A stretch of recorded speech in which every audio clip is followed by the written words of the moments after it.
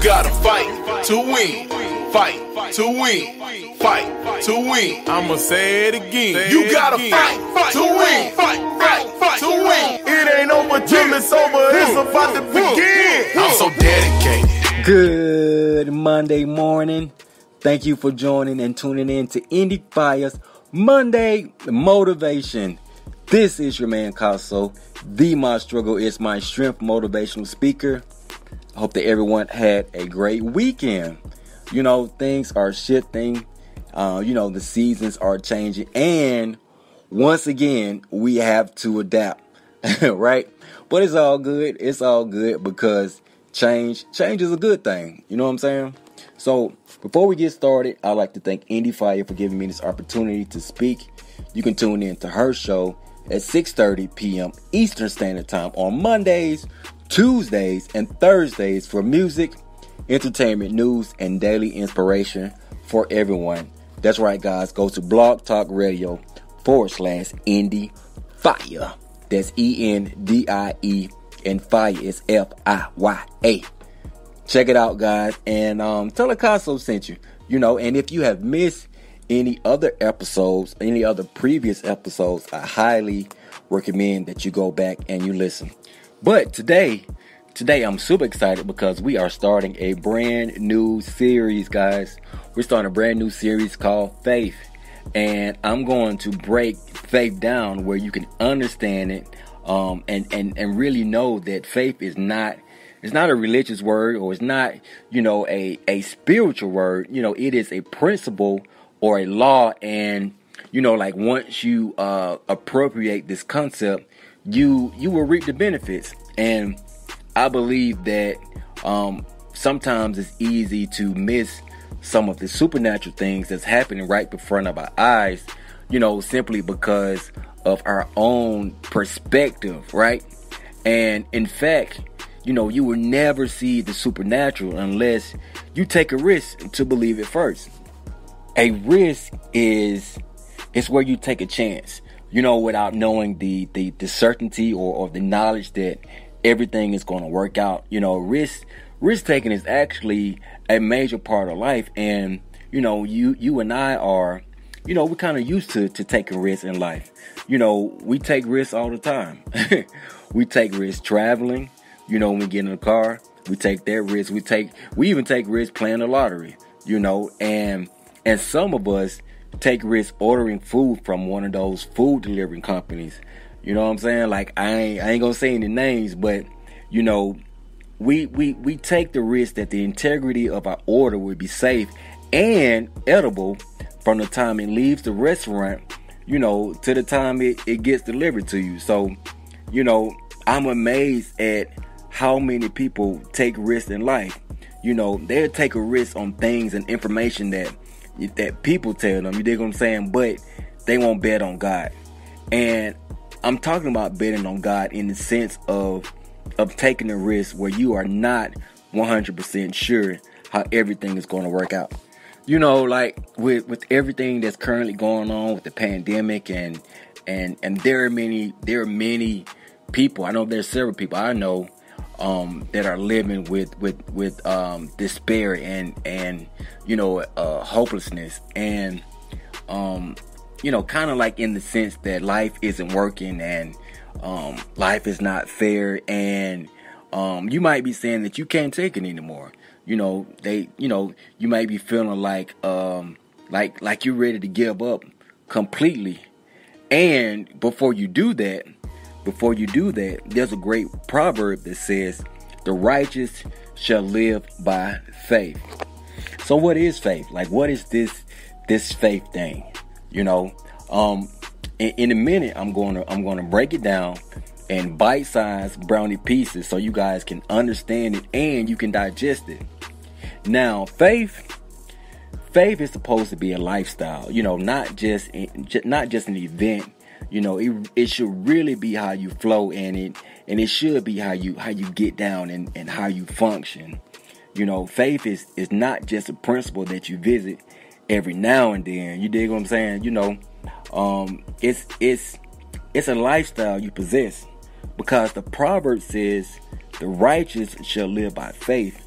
So if you're not living by faith, it's because you're not yet righteous. Because the righteous who learns to live by faith gets to experience God in their circumstance. So the $1 million question is, what is faith and how does it work? Now, faith is the assurance of things hoped for and the evidence of things not seen.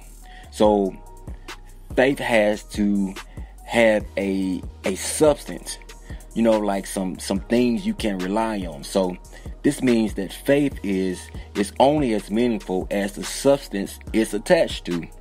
So if you have bad substance, your faith will be insufficient no matter how much of it you possess, because the substance you're placing it in, it ain't worth much. You dig what I'm saying?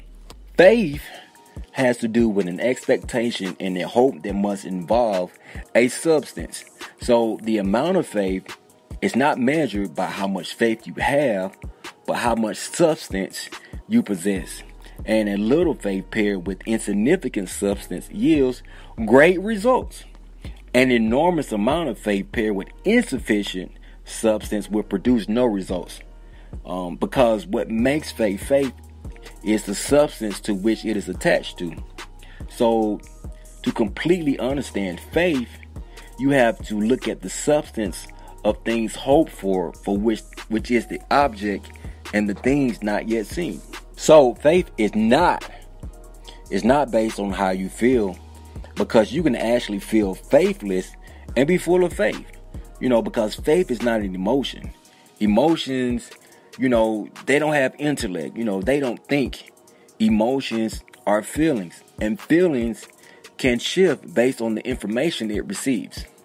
So faith is not tied or linked to, a substance that has been seen or experienced with the five senses, but you are convinced is real based on the integrity of the subject calling for the faith. And who is this subject? The subject is God. It's intellectual and sent to a concept that's got to be mixed with actions for it to show up in your life. So check this. If you want a concrete manifestation of God, then whatever you believe about God must be paired with actions, you take in light of that belief. And as a result of you exercising faith, God becomes concrete in your life and not just a theory in your head. So faith is acting like it has already happened, even though you can't see the evidence, simply because God said so. So check this, guys. Like right now, I am training to run a marathon, right? But I was diagnosed with multiple sclerosis.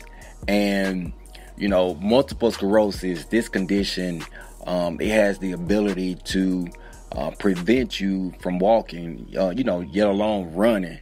And I am currently using a wheelchair. I'm currently using a walker to facilitate my walking. Now, what sense does that make for me to be training to run a marathon? Like, how is this even possible, right? My faith believes that although I haven't seen the manifestation or the evidence, I still believe. I still have goals. And so what am I doing in the meantime? In the meantime, I'm walking by faith. I'm putting in actions. I'm putting in the work. I'm going to the gym. I'm exercising those muscles, and I even got a trainer. I'm eating clean. I'm actually assessing the supernatural principles by applying my faith in the natural realm. So, as we are recapping, we walk by faith and not by sight. We walk by what we believe to be true or to believe to become true. And although, you haven't seen the evidence, you still walk by faith.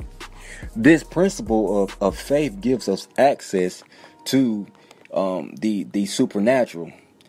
So how do you do this? How do you do this? You must take action, because faith without action is dead. Faith without works is dead. This is your man Causso.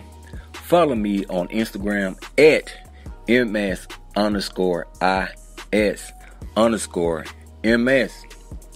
And join us next week in the continuation of our faith series.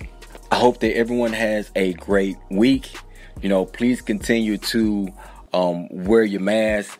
Please continue to wash your hands and sanitize your hands. Do whatever you got to do to keep your hands clean and keep them out of your face.